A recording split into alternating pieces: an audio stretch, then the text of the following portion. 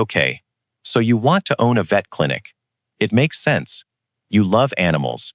You've watched your own vet, the kind one who knew your dog's name, and thought, that's a good life.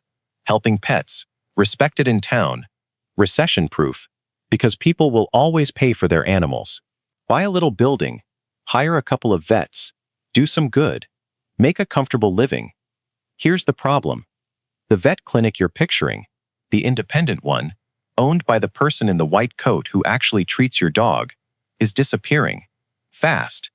And in a huge number of cases, the friendly local animal hospital with the hand-painted sign and the fish tank in the waiting room is already gone. It just hasn't told you. The name on the door is the same.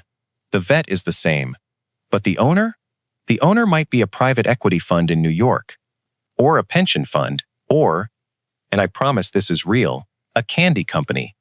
The company that makes M&Ms is the single largest owner of veterinary clinics in America. And that fact, that quiet, invisible change of ownership, explains almost everything about why your vet bill has doubled. By the end of this video, you'll understand exactly why pet care has gotten so brutally expensive, who's actually collecting that money, why the vet treating your dog is often just as trapped as you are, and how an entire trusted profession got quietly bought up while everyone was looking at the puppies. Let's start with what you'd actually be buying. Because there isn't one kind of vet clinic. There are several, and which one you're standing in changes everything about who profits. The first is the one everyone pictures, the independent practice. One vet, or a few, who own the building and the business outright. They set their own prices, keep their own profit, and answer to no one but their clients and their conscience. This is the classic, and it's vanishing. The second is the corporate-owned clinic. This is where a giant company owns the practice, employs the vets on salary, and runs the place to a corporate playbook. Crucially, and this is the whole trick, the sign out front usually doesn't change. When a corporation buys your local Maple Street Animal Hospital, it very often stays Maple Street Animal Hospital. Same name, same staff, same fish tank, different owner, different pricing strategy, and you are never told. The third is the private equity-backed chain, similar to corporate, but with a specific personality. A private equity firm buys dozens or hundreds of clinics, loads them with debt, squeezes costs, and raises prices to hit a return target, and then, after a few years, sells the whole bundle to the next buyer for a profit. The clinic is not the product. The clinic is the inventory. And the fourth, the one that should make you sit up, is the specialty and emergency hospital. The place you rush to at midnight when something has gone horribly wrong. Those are the most expensive clinics of all, and they have been consolidated the hardest.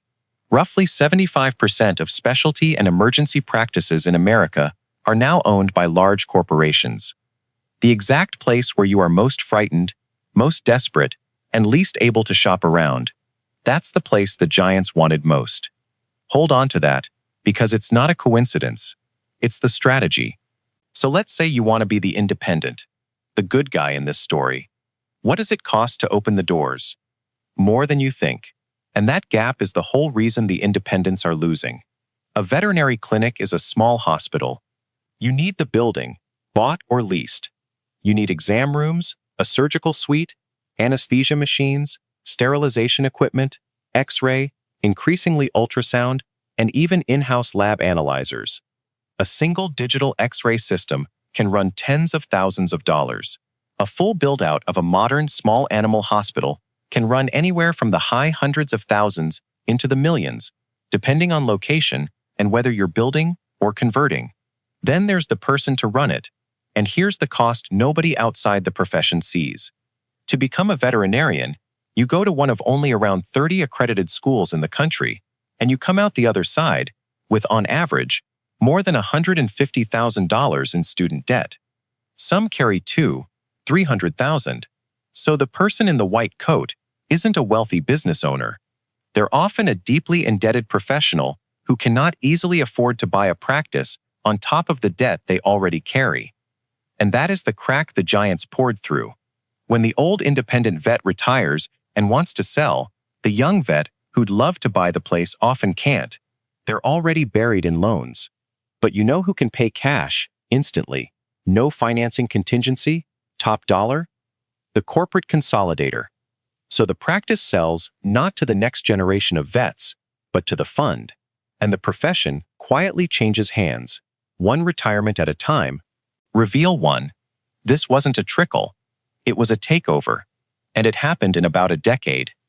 Just over 10 years ago, corporate and private equity ownership accounted for less than 10% of veterinary clinics in America. Today, estimates put corporate and PE ownership somewhere around half of all clinics, and the majority of the revenue because they bought the biggest, busiest, most profitable ones first.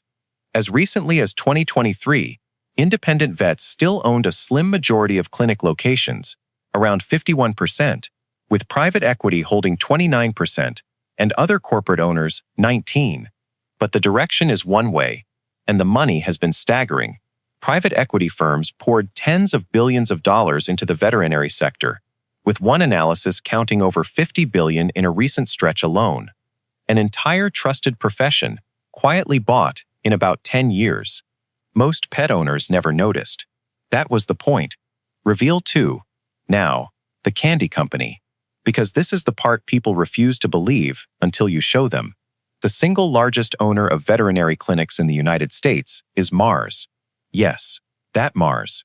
M&Ms, Snickers, Skittles, Twix. The private, family-owned candy giant. Through its Mars Veterinary Health Division, Mars owns roughly 3,000 animal hospitals worldwide, including 2 of the biggest chains in the country, and a huge network of clinics operating inside a major pet store retailer.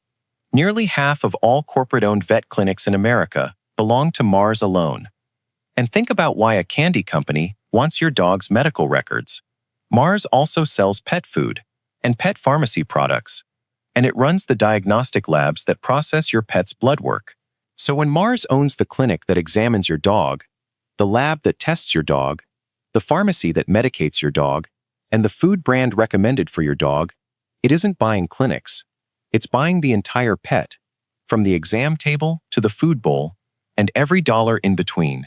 As one analysis put it, in the pet economy, the new currency is data, knowing everything about your pet, and every owner like you.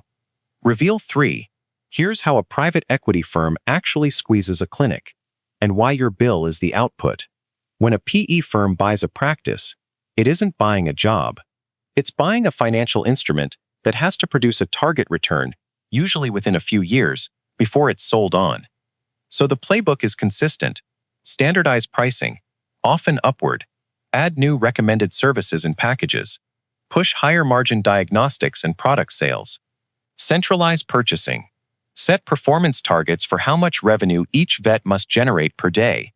The warm, unhurried visit where your vet spent 20 minutes reassuring you becomes a metric on a spreadsheet in an office you'll never see. And it works. On paper. The American Economic Liberties Project attributes a large share of the roughly 60% rise in the cost of veterinary care over the last decade to exactly this: the pricing power of consolidated chains operating in a market where pet owners believe they have no alternative, and crucially, no ability to comparison shop while their animal is dying on the table. Reveal 4. And then there's the insurance, the second collection point most people never connect. As bills climbed, pet insurance was sold as the solution. Pay a monthly premium, protect yourself from the catastrophic vet bill. Sensible. Except, follow the ownership. The same private equity company that owns one of the largest veterinary chains in the country has also quietly acquired several of the biggest pet insurance providers in the US and Europe. Sit with that. The same corporate parent can own the clinic that sets the price of the treatment, and the insurance company you pay to cover that price. It profits when the bill is high, and it profits again when you insure against the high bill. Heads it wins, tails it wins. You are paying the landlord at the front door and the back door, and they're the same landlord. Reveal 5. So who's at the very top? The same quiet money as always. Behind the candy company and the PE firms sit the usual patient owners, the buyout funds, the institutional investors, the pension money. that don't want to treat your dog, don't want to run a waiting room, don't want anything to do with the animals at all. They want the return. Names you'd recognize from Wall Street sit behind names you'd recognize from your neighborhood strip mall. The most profitable position in pet healthcare isn't being the vet who saves your dog, it's owning the building, the lab, the pharmacy, the insurance, and the data, and never touching an animal at all. Now, before you conclude this machine runs clean, open the disaster file, because this is the one video where the disaster file has a heartbeat and it cuts two ways. First, the people you'd never suspect are the victims, the vets themselves. Here's the cruel irony at the center of this whole story. The corporate takeover didn't make vets rich. Most of them are salaried employees now, carrying that six-figure student debt, working under revenue targets set by managers who've never held a scalpel. Veterinary medicine has one of the highest rates of burnout and one of the most alarming suicide rates of any profession. Studies have found vets die by suicide at rates well above the general population, with crushing debt cited as a leading factor. The person you picture as the comfortable local business owner is frequently an exhausted, indebted employee being told to see more animals in less time. So when your bill goes up, remember, it is usually not going into your vet's pocket. Your vet is often as squeezed as you are, just on the other side of the same machine. And second, the pet owners. The consequence of a 60% rise in costs isn't abstract. Surveys now find that a majority of pet owners have skipped or declined care their vet recommended because they couldn't afford it. Over 30% have gone into debt for a vet bill. And in the worst cases, families face what the profession quietly calls economic euthanasia, putting an animal down not because it couldn't be saved, but because the family couldn't afford to save it. That's the disaster file, not a bankruptcy. A profession and the people it serves, both being squeezed, while the returns flow up to owners who never enter the room. So here's the machine, fully assembled. You love your pet. That love is not a weakness. But in this system, it's a price signal. You will pay almost anything. You cannot shop around in an emergency, and you will not switch vets to save money because you trust the person in the white coat. That makes you the most reliable customer in all of retail. A consolidator buys your local clinic and keeps the name, so your trust transfers automatically to the new owner. It raises prices, adds services, and sets targets. If you insure against those prices, the same kind of owner may collect that premium too. The vet who treats your dog is a salaried, indebted employee executing a plan they didn't write. And at the very top sits the patient money, the candy conglomerate, the buyout fund, the pension, collecting the return. The pet owners supply the love, the vets supply the labor and the guilt, and the owners supply a spreadsheet and collect from everyone.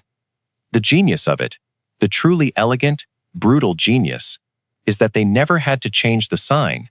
Your loyalty to Maple Street Animal Hospital became their asset the day they bought it, and you kept giving it to them without ever knowing the building had changed hands. So let's close the ledger. You've bought a clinic, 2 futures. Scenario 1. You stay independent. You keep prices humane. You spend real time with each animal. You refuse to push products people don't need. You'll earn a decent, honest living. A veterinarian owner might take home a comfortable professional income. But you'll be undercut on purchasing costs by the giant down the road. You'll struggle to hire because the chains dangle signing bonuses to pay down that student debt. And when you retire, the only buyer who shows up with real money will be the consolidator. The good outcome still ends with the machine winning, just later. Scenario 2. You sell to the fund on day 1, take the check, and watch the place you built get repriced, retargeted, and folded into a portfolio. Your name still on the door, your values quietly deleted from behind it. Run both futures side by side, and you get the uncomfortable truth. The independent vet can win the day and still lose the decade because the economics of debt, scale, and consolidation all point one direction. The consolidator doesn't need to win every clinic today. It just needs to wait for every good vet to eventually retire. There's an old idea that some things shouldn't be run purely for return, that when you put a profit target on care, the care is what gets cut to hit the number. Veterinary medicine used to be one of those things, a calling with a small business attached. Now, increasingly, it's a small business attached to a hedge fund, with the calling used as the marketing. The pet owners pay. The vets carry the weight. The owners collect. And the next time you're at the vet, signing off on a bill that's bigger than it used to be, for reasons no one quite explains, look at the name on the door, and then go home and find out who actually owns it. It might still be the vet. Increasingly, it's a fund. And it might, genuinely, be a candy company. Because once you see this pattern, a trusted local thing, quietly owned by a distant giant who collects from everyone and answers to no one, you cannot unsee it. It's happening to vet clinics. It's happening to dentists, to funeral homes, to the family doctor. That's the next video. Subscribe, because the people who own your town aren't the people whose names are on the buildings anymore.